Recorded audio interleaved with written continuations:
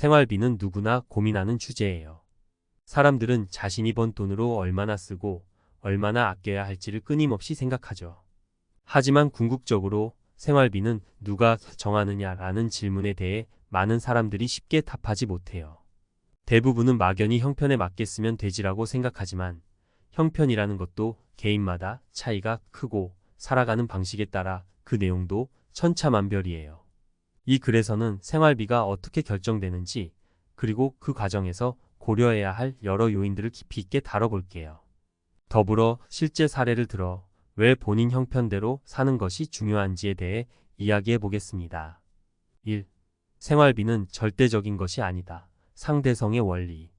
많은 사람들이 적정 생활비라는 고정된 개념이 있을 거라고 생각해요. 예를 들어 뉴스나 매체에서 평균 가계 지출 같은 통계 자료를 볼 때 마치 그 금액이 내가 따라야 할 기준처럼 느껴지기도 하죠. 하지만 현실은 그렇지 않아요.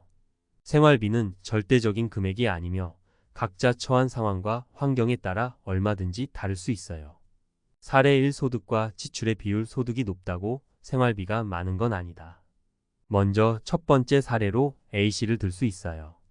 A씨는 대기업에 다니는 40대 직장인으로 한 달에 약 500만 원 정도의 수입을 얻고 있어요. 하지만 놀랍게도 그는 한 달 생활비로 100만 원만 쓰고 나머지는 저축하거나 투자에 사용해요. 주변 사람들은 그가 돈을 그렇게 많이 벌면서도 어떻게 그렇게 적게 쓸 수 있는지 궁금해하지만 A씨에게는 자신만의 철저한 계획이 있어요. A씨는 어릴 때부터 돈을 아껴 쓰는 습관을 길러왔고 물질적인 것보다는 미래의 안정성을 더 중요하게 생각하는 사람입니다. 그는 필요한 물건만 사고 쇼핑도 거의 하지 않아요. 외식 대신 집에서 직접 요리해서 먹고 주말에도 특별히 돈을 쓸 일 없이 무료로 즐길 수 있는 활동을 찾아다녀요. 결과적으로 그는 생활비를 최소화하면서도 자신이 원하는 대로 살고 있습니다. 이 사례에서 알 수 있듯이 소득이 높다고 해서 반드시 많은 생활비가 필요한 것은 아니에요. A씨처럼 경제적으로 여유가 있음에도 불구하고 본인의 가치관에 따라 생활비를 최소화하는 사람도 있어요. 즉, 생활비는 개인의 소득이 결정하는 것이 아니라 각자의 삶의 방식과 우선순위가 중요한 역할을 해요. 2. 생활비는 환경에 따라 크게 달라진다. 거주지와 생활 수준의 차이. 두 번째로 중요한 요소는 환경입니다. 여기서 말하는 환경은 우리가 어디에 살고 어떤 생활 수준을 유지하느냐를 의미해요. 생활비는 단순히 내가 얼마를 벌고 어떻게 쓰느냐에 국한된 것이 아니라 내가 처한 생활 환경에 따라서도 크게 달라질 수 있습니다. 사례, 이 도시와 시골의 생활비 차이. 도심과 지방의 비용 비교. B씨는 서울에서 살다가 시골로 이사한 경험을 가진 사람입니다. 서울에서 직장을 다니던 B씨는 한 달에 약 300만 원 정도의 생활비를 사용했어요. 주거비와 교통비, 그리고 외식비가 가장 큰 비중을 차지했죠. 그런데 직장에서 큰 스트레스를 받아 더 이상 도시 생활이 힘들어졌고 결국 시골로 내려가기로 결심했어요. 시골에서는 서울에서처럼 많은 돈을 쓰지 않아도 괜찮았어요. 우선 집값이 훨씬 저렴하고 교통비도 거의 들지 않았죠. 대중교통보다는 자전거나 걸어서 다니는 것이 일반적이었으니까요. 식비 역시 자급자족이 가능했어요. 직접 텃밭을 가꾸어 채소를 수확하고 근처 마을 장터에서 신선한 재료를 저렴하게 구매할 수 있었거든요. 그 결과 B씨는 한 달에 150만 원 이하의 생활비로도 충분히 생활할 수 있었고 오히려 더 여유로운 삶을 살게 되었다고 말합니다. 이 사례는 생활비가 단순히 개인의 소비 습관만이 아니라 내가 사는 지역과 환경에 따라도 크게 달라질 수 있음을 보여줘요. 도심에서의 생활은 더 많은 비용이 들 수밖에 없고 시골이나 지방에서는 상대적으로 생활비가 적게 들죠. 그래서 생활비를 계산할 때는 나의 위치, 즉 내가 살고 있는 지역의 특성도 반드시 고려해야 합니다. 3. 생활비는 가치관에 따라 달라진다. 소비 패턴과 우선순위. 세 번째로 중요한 것은 가치관이에요. 어떤 사람은 경험을 더 중시하고 어떤 사람은 물질적인 만족을 더 중요하게 생각해요. 이러한 개인의 가치관이 생활비에도 큰 영향을 미칩니다.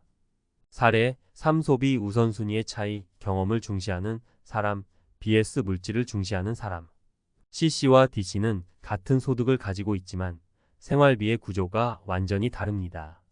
C씨는 경험을 중요하게 생각해요. 그래서 한 달에 200만 원을 벌지만 그중 30% 이상은 여행이나 새로운 경험을 위해 모아둡니다. 반면 D씨는 물질적인 만족을 중시하는 사람입니다. 그는 집안 인테리어를 꾸미는데 큰 돈을 쓰고 가구와 가전제품에 대한 투자를 아끼지 않아요. 두 사람 모두 같은 금액을 벌고 있지만 그들의 생활비 구성은 전혀 달라요. C씨는 여행을 위해 평소에 외식이나 쇼핑을 줄이고 기본적인 생활비 외에는 거의 돈을 쓰지 않습니다. 반면 D씨는 집안 환경을 최우선으로 하기 때문에 가구나 집 관련 물품에 돈을 쓰고 그 외의 지출은 크게 신경 쓰지 않아요. 이처럼 같은 소득을 가진 사람이라도 각자의 가치관과 우선순위에 따라 생활비의 구성은 완전히 달라질 수 있어요. 4. 소득에 맞는 지출의 중요성, 돈을 적절히 써야 하는 이유. 많은 사람들이 생활비를 아끼는 것이 중요하다고 생각하면서도 어떤 이들은 무작정 아끼다 보면 삶의 질이 떨어진다고 느끼기도 해요. 중요한 것은 단순히 아끼는 것이 아니라 적절히 쓰는 것이에요. 여기서 말하는 적절함은 본인의 소득과 가치관에 맞게 소비하는 것을 의미하죠. 사례 4. 무리한 소비와 적절한 소비의 차이. 이 씨는 한때 과소비로 인해 큰 빚을 지게 된 경험이 있어요. 그는 친구들이 하는 소비를 따라하려다 보니 자신의 소득을 넘어서는 지출을 하게 되었고 결국 그 결과는 큰 빚으로 돌아왔어요. 처음에는 신용카드를 사용해 부족한 부분을 메우려고 했지만 그것도 한계가 있었죠. 결국 빚을 갚기 위해 몇 년 동안 고생해야 했어요. 반면 FC는 같은 소득을 벌지만 소비에 대해 철저히 계획을 세웁니다. 그는 무조건 아끼기보다는 자신에게 필요한 것과 그렇지 않은 것을 명확히 구분하고 돈을 적재적소에 쓰려고 노력해요. 그런 덕분에 그는 큰 경제적 문제 없이 안정된 생활을 유지하고 있죠. 이 사례는 우리가 돈을 어떻게 쓰느냐에 따라 생활비가 얼마든지 달라질 수 있으며 중요한 것은 무작정 아끼는 것이 아니라 자신의 소득과 상황에 맞는 적절한 소비를 해야 한다는 점을 보여줍니다. 5. 생활비는 꾸준히 재조정해야 한다. 변화하는 환경에 맞춰. 마지막으로 생활비는 고정된 것이 아니에요. 삶이 변화함에 따라 생활비도 끊임없이 재조정되어야 합니다. 나이가 들면서 지출의 성격이 달라지기도 하고 직업의 변화나 가족 구성의 변화로 인해 생활비에 대한 재평가가 필요할 때도 많죠. 사례 5. 결혼 전후의 생활비 변화. G씨는 결혼 전 혼자 살 때는 한 달 생활비로 약 150만 원을 사용했어요. 하지만 결혼 후에는 가족이 늘어나고 자녀가 생기면서 생활비가 자연스럽게 늘어났죠. 아이를 키우기 위한 교육비, 가사 관리비 등이 추가되면서 한 달 생활비는 300만 원으로 2배 가까이 늘어났어요. G씨는 처음에는 이 변화에 당황했지만 결국에는 가족이 함께 살아가면서 필요한 것들이 늘어나니 자연스러운 현상이라고 받아들이게 되었죠. 그는 가족의 행복을 위해 지출이 늘어나는 것을 부정적으로 보지 않기로 했어요. 대신 자녀 교육이나 생활의 질을 높이는 데 필요한 부분에는 아낌없이 돈을 쓰고 불필요한 부분은 줄여나가기로 결정했죠. 예를 들어 외식보다는 집에서 가족과 함께 식사하는 기회를 늘리고 여가 시간에는 비용이 적게 드는 야외 활동을 선택하는 방식으로 생활비를 재조정했어요. 이 사례는 생활비가 한번 정해지면 그대로 유지되는 것이 아니라 나의 삶의 변화에 맞춰 조정되어야 한다는 점을 보여줍니다. 결혼, 자녀 출산, 직업 변화 등 여러 요인에 따라 생활비는 늘어나거나 줄어들 수 있어요. 중요한 것은 그 변화에 적응하고 상황에 맞게 현명한 선택을 하는 것이죠. 6. 소비의 심리적 요소, 감정적 소비와 계획적 소비. 또 하나 중요한 부분은 생활비와 관련된 소비가 단순히 경제적인 요소만으로 결정되지 않는다는 점입니다. 사람들은 감정에 따라 소비를 하기도 하고 스트레스나 만족감을 채우기 위해 불필요한 지출을 할 때도 있어요. 이처럼 감정적 요소는 우리의 소비 패턴에 큰 영향을 미칠 수 있습니다. 사례 6. 스트레스 해소를 위한 과소비. H씨는 20대 후반의 직장인으로 매달 정해진 급여를 받지만 늘 돈이 부족한 느낌을 받습니다. 그 이유는 스트레스 해소를 위해 충동적으로 쇼핑을 하는 습관 때문이에요. 직장에서 받은 스트레스나 개인적인 고민이 쌓이면 그는 일종의 보상 심리로 자신에게 무언가를 사주곤 해요. 문제는 이러한 소비가 전혀 계획되지 않은 지출이라는 것이죠. 결국 월말이 되면 생활비가 부족해지기 일쑤고 그로 인해 다시 스트레스를 받는 악순환에 빠져버렸어요. 반면 I씨는 소비를 철저히 계획하고 조정하는 사람입니다. 그는 스트레스를 받더라도 쇼핑이나 과소비로 일을 해결하지 않고 대신 운동이나 취미 활동으로 스트레스를 해소해요. 그 결과 그는 월말에도 늘 경제적으로 여유가 있고 마음의 평화도 찾을 수 있었습니다. 이처럼 생활비는 단순히 돈의 흐름만으로 해결되는 것이 아니에요. 우리의 감정, 스트레스, 심리적인 상태가 생활비를 구성하는 중요한 요소로 작용하기 때문에 스스로의 소비 습관을 점검하고 감정에 휘둘리지 않는 계획적인 소비가 필요합니다. 7. 장기적인 재정 계획과 생활비. 마지막으로 생활비와 재정 관리를 연결시켜 생각해 볼 필요가 있어요. 단순히 한 달 한 달의 생활비를 관리하는 것을 넘어서 장기적인 재정 목표와 연결지어야 현명한 소비가 가능합니다. 미래를 준비하지 않고 그때그때 필요한 돈만 사용하는 경우 결국에는 경제적 어려움에 처할 가능성이 높아요. 사례 7. 미래를 준비하는 생활비 관리.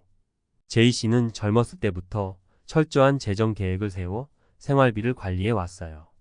그는 매달 일정 금액을 저축하고 자산을 분산 투자하며 장기적인 재정 목표를 세워왔죠. 예를 들어 10년 후 주택을 구입하기 위해 주택청약에 가입하고 노후를 대비해 연금에 돈을 모아왔어요. 이러한 계획 덕분에 J씨는 갑작스러운 지출이나 경제적 변화에도 큰 걱정 없이 생활을 유지할 수 있었습니다. 반면 K씨는 미래에 대한 계획 없이 그때그때 필요한 만큼만 쓰는 생활을 해왔어요. 그는 젊었을 때 돈을 많이 벌었지만 과소비와 충동적인 지출로 인해 큰 돈을 저축하지 못했어요. 그 결과 나이가 들고 소득이 줄어들면서 생활비를 감당하기 어려워졌고 노후에도 경제적인 불안을 겪게 되었죠. 이 두 사례는 장기적인 재정 계획과 생활비 관리가 얼마나 중요한지를 잘 보여줍니다. 지금 당장의 생활비를 줄이거나 아끼는 것만이 아니라 장기적인 목표를 세우고 그에 맞춰 재정 관리를 해나가는 것이 안정적인 삶을 유지하는 데 필수적입니다. 결론 본인의 형편과 가치에 맞는 생활비가 최적이다. 결국 생활비는 누가 정하는가라는 질문에 대한 답은 명확해요. 생활비는 내가 정하는 것이고 그 기준은 나의 소득, 가치관, 생활 환경, 그리고 미래 계획에 따라 달라져야 해요. 외부에서 제시하는 평균 생활비나 다른 사람의 소비 패턴에 휩쓸리기보다는 본인만의 기준을 세우고 그에 맞춰 생활비를 조정하는 것이 가장 중요합니다. 사례들을 통해 살펴봤듯이 소득이 많다고 해서 생활비가 반드시 많이 들어가는 것은 아니며 거주지나 삶의 방식에 따라 생활비는 크게 달라질 수 있습니다. 또한 자신의 감정 상태나 장기적인 재정 계획도 생활비 관리의 중요한 요소로 작용해요. 따라서 생활비를 정할 때는 단순히 현재의 소득과 지출만을 고려하는 것이 아니라 나의 삶 전체를 보고 그에 맞는 계획을 세우는 것이 필요합니다. 그렇게 하면 어느 순간에도 내가 감당할 수 있는 생활비로 경제적인 안정과 마음의 평화를 동시에 유지할 수 있을 거예요.